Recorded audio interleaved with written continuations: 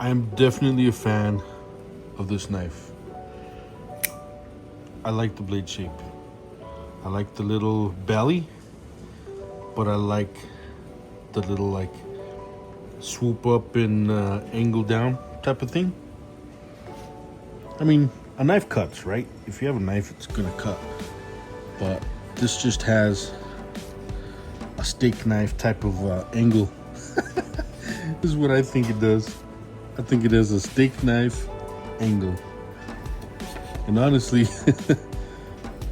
I'm into it. I think the blade's small enough to be a EDC type of blade. I think it's big enough to handle some bigger tasks as well too. Since we're here, I'll show you the diamond in the rough, which is truly like a steak knife type of a blade shape.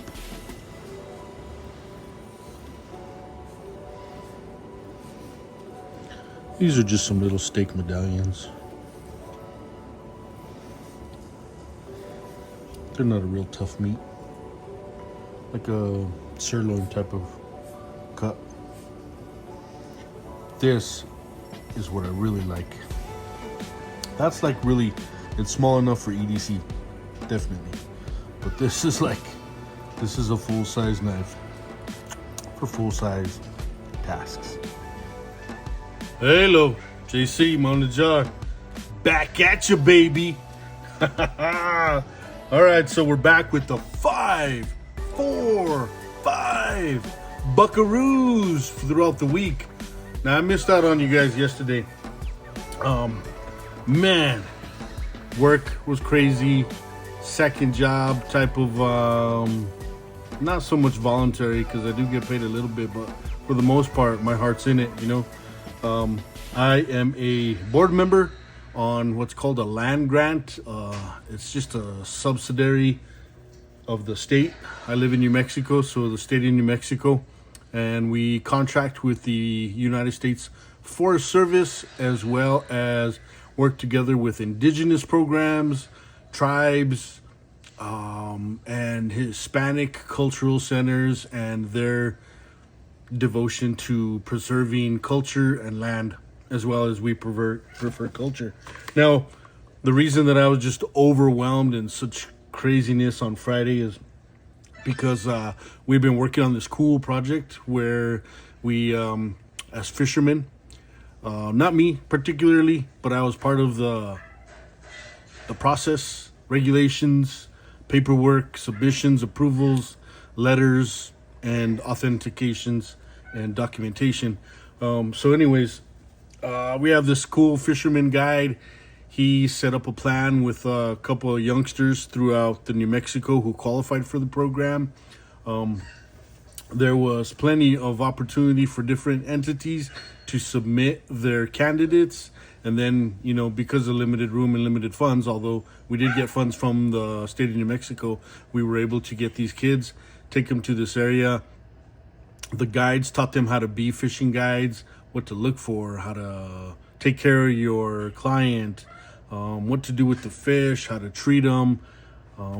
That in itself was phase one, to get the kids out there, to get them excited, have them catch fish, catch it on film, spread the word, give them some publicity and recognition within the game warden community, which they would most likely be interacting with, forestry, the rangers, and of course me as a wilderness first aid provider, first responder, wilderness first aid responder. There's a whole background medical wise of things that could be done and places that you can fill, you know, roles you can fill.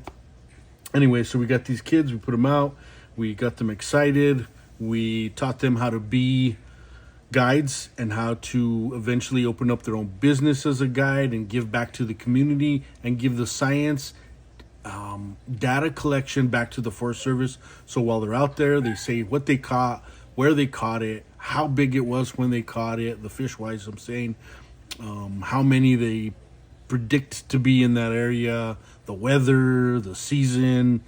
They take that information back, and eventually maybe we can pique their mind, pique their interest into getting a environmental and science bachelor's degree. And along with this program where they were able to become guides, they are also able to qualify for scholarships and be entrepreneurs, as well as get into environmental science degrees. I just think it's absolutely cool. I could go on and on and on teaching about it. Phase 1, these kids got into it. Phase 2, bring new kids, new candidates, let the previous candidates step up to phase 2, which is actually giving them an opportunity to open up a business, get the tax licenses and all that stuff, which 1 of 3 did. Amazing. So he's already off to a great start. Imagine a sophomore, senior, junior, a junior in high school, then a senior in high school, and then bam, you're out there in the wilderness where you love fishing, hunting, guiding, making money, making a career, eventually getting the hookups with everybody, like I was saying, with the state, with the Forest Service, with the rescue teams, wilderness rescue teams. So these new kids came in, they got mentored by the previous kids, and the change just goes on, and what we're doing is we're trying to get the Hispanic, Latin American kids motivated to, if they're not going to go off into college for some other degree or the military for support, then they can have an avenue of, of their local surroundings, kind of giving back to the community, but yet helping themselves, become something. And the Native American kids as well too, they are 50-50 on this program, and man, the support from the community, tribes, and council members has just been outstanding. And I could say more and more. I love the program. It kept me busy. I just absolutely couldn't get to videos. That's why. But here we are. We're back to $5 for 5 days. $5 for 5 days. What I was working on was the trace. I had the trace, and I absolutely loved it. And then I will let you guys know that the next carry, which was yesterday, I would have been telling you that Thursday I used the trace, and Friday would have been this one. I don't have a box for this one, but this one is a outstanding knife. This is called the Hex Buy. It's the 0259 buck. It is manufactured out there in China. I love it because it's carbon fiber. It's running on ball bearings. It's a drop point with a flat grind. That flat grind could do so much. I love a flat grind. Why not? I love a flat grind. It does the job. It's amazing.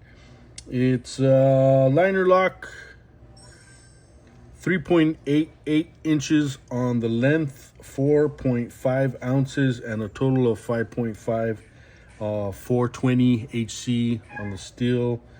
And I love it. This, by all means, man, rocks. Fits in the hand, all the different ways that you may need it. No hot spots. It's large enough that it takes any hot spot away from the clip, because the clip fits into areas of your palm without causing like what the trace did. And by the way, the trace was amazing. I had a blast with the trace. This is kind of like a hollow grind, but I loved it for cutting. It was great. The tip was great for more detailed work. The flat spine and little jimping. The jimping added, because this is a smaller knife than the Hexby. More of an EDC type of a knife, but a little fancy, right? The jimping helps out because it's smaller in the hand, so if you lay it or choke up, it feels larger because you got more purchase, and jimping helps out with purchase. That's what I think. But like I was saying, with the hot spot of, the hot spot of the clip right here on the trace, this will dig right into you. You'll feel it right in the palm. That's the only thing I don't like about this. Everything else I love about this. I love this knife. I'm going to continue to use it. You'll continue to see it in shows. It is cool. It's on washers. It's pretty sweet. It's fast deployment. Now, what I did notice, guys, was something pretty interesting.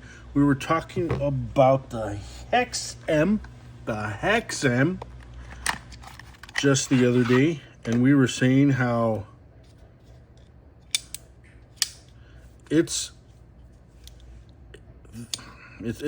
okay. I'll talk about it in a show another time, specifically all by itself. But this right here, being the point to open it up, is pretty worthless. Like we talked about not even needing it. Why'd they put it? Well, I think I know why they put it, because it seems to be a calling card in their modern flippers. This has got the no detent, loose flip. Just, they call it assisted opening, but really it's like gravity almost. But anyways, I didn't like that. It keeps from opening itself correctly because it runs into there. Anyways, so if you look and see, they all got that little shark fin. So maybe that's why they did it. They just wanted to go along with the rest of the moderns that they were doing. So this was one of the 5. Out of the 5 knives, this is the least one I want to carry. But I'm not going to give it away because I have this really cool plan of collecting these modern bucks. Like we don't have out here a Smoky Mountain or anything really. What we have is Bass, Cabela's, and Sportsman's Warehouse.